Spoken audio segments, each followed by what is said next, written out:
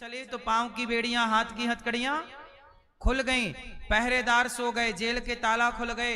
रिमझिम भादों का महीना, पानी बरस रहा था, सारा व्यवधान समाप्त। कहां चले वसुदेव जी कृष्ण को लेकर? कहां चले? गोकुल। मथुरा से कहां? गोकुल में कौन?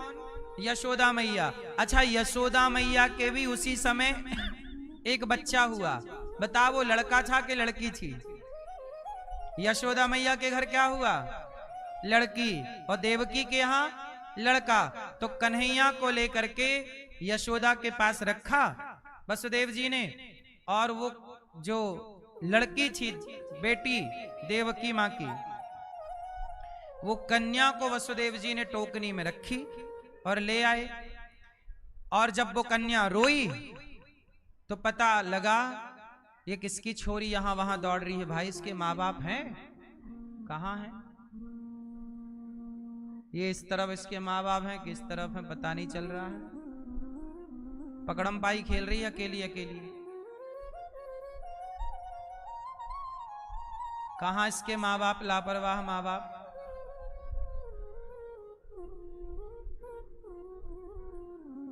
सुनो, क्या हुआ कि भगवान श्री कृष्ण को रखा वसुदेव जी ने, और कन्या को लाए तो कन्या रोई, और जब रोई तो पहरेदार जागे। पहरेदार जागे, कंस को पता चला कि हो गया, देवकी का 8वां बच्चा हो गया। कंस आ गया, मैं मारूंगा। जब आया तो देखा वो लड़का नहीं था, वो तो लड़की थी। कंस ने बोला, हे भगवान, देवता भी झूठ बोलने लग गए। बोला था 8वें गर्भ में जो बालक होगा उससे मरोगे, 8वें गर्भ में बालक हुआ ही नहीं, बेटी हो गई। कंस को लगा देवता भी झूठ बोलते हैं। कंस को ये थोड़ी पता था कि एक्सचेंज हो गया, सब मामला बदल गया है? कंस ने बोला कन्या को ही मारो। अब इतना पापी देखो, कन्या को मारने लग गया। पांव पकड़ा और पांव पकड़ के पत्थर पर जोर से पटका, और जब पटका तो वो कन्या कंस के हाथ से छूटकर आकाश में गई ऊपर, और 8 हाथ लेकर अष्टभुजा वाली मैया प्रकट हो गई। हे कंस पापी, तूने मुझे मारने का प्रयास किया, तूने निर्दोष बालकों की हत्या की, तू कितना भी प्रयास कर ले, पर तुझे मारने वाला तो प्रकट हो चुका है, बचेगा नहीं। अब कंस थर थर कांपा। अच्छा, वो कन्या अष्टभुजाधारी, वो वही है दुर्गा, वही माता। कहां गई? विंध्याचल पर्वत पर। आज भी वह माता विंध्यवासिनी मैया के नाम से जानी जाती हैं। विंध्यवासिनी मैया है ना विंध्याचल में, मिर्जापुर वर्तमान में शहर है मिर्जापुर, वहां विंध्यवासिनी मैया है। विंध्याचल पर्वत है वो। भैया हो गया मोबाइल का काम? अच्छा, तो कहां जाके माता विराजी? कौन सा पर्वत है? विंध्याचल पर्वत। तो विंध्यवासिनी मैया के रूप में आज भी वो वहां विराजी है। वह यशोदा मां की बेटी। अच्छा, एक बात आपको बताएं, ये दुर्गा अष्टभुजाधारी मैया, यह यशोदा की बेटी है, ठीक है? इनका नाम है माया।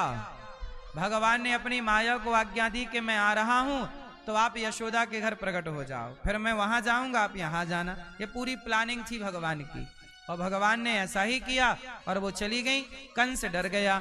अब कंस प्लानिंग किया कि क्या करें, हमें मारने वाला बच्चा पैदा हो गया, हो गया, हो गया, हो गया। तब पूतना मौसी आई। कंस की एक राक्षसी का नाम था पूतना। कंस की राक्षसी का नाम क्या? पूतना बोली कि मैं बच्चों को मारने में एक्सपर्ट हूं, आप मुझे आज्ञा करो, मैं बच्चों को मारूंगी। पूतना चली, अपने स्तनों में जहर लगा लिया कि दूध पिलाऊंगी बच्चों को उनकी मां की तरह, और दूध पिएंगे बच्चे तो दूध की जगह वो पी लेंगे जहर, और बच्चे मर जाएंगे। अब पूतना चली, स्तनों में जहर लगा के बड़ी सुंदरी बन करके गई। तो पहले उसने आकाश मार्ग से मुआयना किया कि सबसे ज्यादा सुख कहां है, हर्ष उल्लास कहां है। तो पूरे ब्रजमंडल को ऊपर से देखा तो नंद जी के यहाँ गोकुल में बड़ा उत्साह चल रहा था। नंद के आनंद भयो अभी लाला भाई, अभी भगवान कृष्ण केवल 6 दिन के हुए कि पूतना मौसी आ धमकी। पूतना आई, यशोदा माँ बहुत सखियों को बधाई दे रही हैं, सबकी ले रही हैं बधाइयां। अब पूतना मौसी, अरे बहन यशोदा बहुत बहुत बधाई हो, तेरे बुढ़ापे में रबड़ी सी रात में लड़ुआ सुलाला भयो है, अरे बुढ़ा बधाई हो। यशोदा माँ बोली कि अरे बहन तुम सवन के आशीर्वाद से छोरा भयो है, वरना हमने तो उम्मीद छोड़ रखी बुढ़ापे में छोरा होए का। देखो भगवान की कृपा से है गयो। यशोदा मैया बूढ़ी और नंद बाबा भी बूढ़े, और बुढ़ापे में है गयो छोरा, सब दे रहे हैं बधाई, मैया बधाई हो, बुढ़ापे में छोरा भयो है। अब पूतना मौसी आई, भगवान कृष्ण पालने में लेटे थे कि पूतना मौसी आई, और जैसे ही पूतना आई भगवान अपने पांव का अंगूठा पी रहे थे। बच्चा नहीं पीता अपने पांव का अंगूठा, भगवान अपने पांव का अंगूठा पी रहे थे। पूतना मौसी बोली ये बालक बहुत सुंदर है, लगता है यही हमारे महाराज कंस का दुश्मन है, शुरुआत इसी से करो। तो जहर भर के लाई स्तनों में, यशोदा से बोली बहन जरा मोको कुछ पानी वानी तो पिला। यशोदा मैया वो को पानी लेने नाश्ता लेने अंदर गई तो लेटे कन्हैया को उठाने का प्रयास किया, भगवान की ओर गई। भगवान ने आंखें खोली, देखी कि पूतना मौसी आ रही है, भगवान ने नेत्र बंद कर लिए, आंखें बंद कर ली भगवान ने। क्यों आंखें बंद कर ली? भगवान को लगा ये तो पूतना है, हमें मारना चाहती है, और इसका मन तो बड़ा गंदा है, छल कपट भरा है, लेकिन बाहर देखो बड़ी सुंदर बनकर आई है। भगवान बोले जिसका बाहरी हिस्सा शरीर जिसका सुंदर है, मन जिसका सुंदर नहीं है, ऐसों को मैं कभी नहीं देखता जिनका तन सुंदर है पर मन सुंदर नहीं।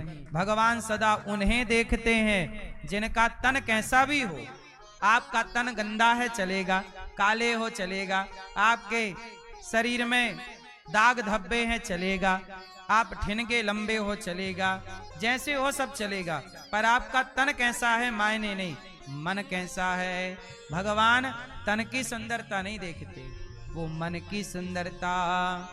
इसलिए भगवान को पाना है तो क्या साफ करना पड़ेगा? बोलो मेरी माँ, क्या उपाय बताऊं? मन को कंट्रोल करने के लिए, क्योंकि खेल मन का है, इसलिए मन को कंट्रोल करने के लिए भगवान का ध्यान किया करो। यदि मन चंचल है तो इस चंचल मन से काम भी तो कराया जा सकता है। आओ काम कराऊं?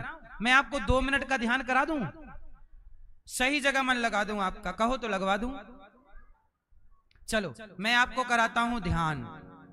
आप कहते हो मन चंचल है, जिसका मन जितना चंचल होगा उसका ध्यान उतने जल्दी लगेगा।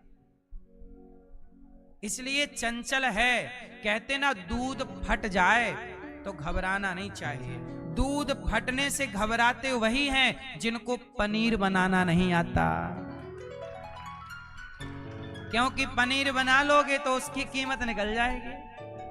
ऐसे ही है कि चंचल मन, यदि आपको समझाना आ गया, तरीका आ गया, तो चंचल मन से आपका नुकसान नहीं होगा। दूध फटेगा तो नुकसान, बस तरीका होना चाहिए पनीर बनाने का। तो आओ, जिसका मन जितना चंचल है, मैं आपको एक उपाय बताऊंगा जिससे आपकी चंचलता का फायदा आपको मिल जाएगा। फिर आप खुद कहोगे मेरा भी काश मन चंचल होता। वैसे आपका चंचल है मन।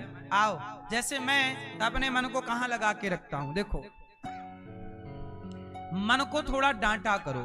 कई बार मन कहता है रबड़ी खाएं, मन कहता है जलेबी खाएं, मन कहता है ये खाओ। नहीं, यदि मन के हिसाब से खाओगे ना तो 50-60 में मर जाओगे। इसलिए मन के हिसाब से ना खाओ, स्वास्थ्य के हिसाब से खाओ कि क्या खाना सही है और क्या खाना गलत है।